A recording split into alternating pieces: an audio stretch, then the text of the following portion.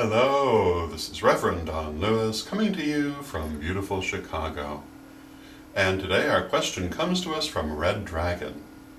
And Red Dragon asks about the most appropriate way to respond to attempts at proselytization.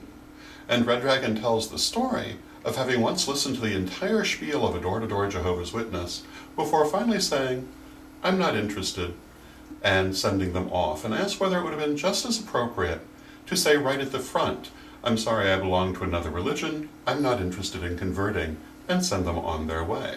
And my answer is that I think that would have been completely appropriate and a perfectly nice way to do it. I will say, however, I think it would have been just as good to say, "I'm sorry, I'm not interested, have a nice day."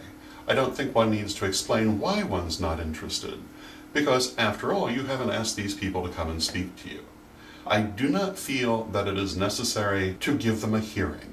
I think it's appropriate to be polite, at least as long as they are polite, but you're under no obligation to hear anything they have to say, nor to take their literature, nor anything else. And I think you should be polite and firm that you are simply not interested. It's not their business why you're not interested. But if they persist in asking why you're not interested, the best response, in my opinion, would be, because I have a perfectly good relationship with God, and I'm quite happy with it. And if they don't want to accept that, well, close the door in their face, or walk on to wherever you may be going, because you don't owe them any more.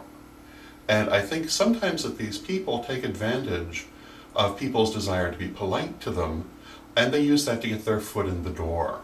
But if you don't have any desire to hear what they have to say, you really should not feel obliged to listen. Nor should you feel that you have to explain to them why you don't want to listen. However, it is appropriate to be polite, or at least as polite as you can, or as polite as they themselves are being. So I hope that answers your question, and until next time, may you blessed be.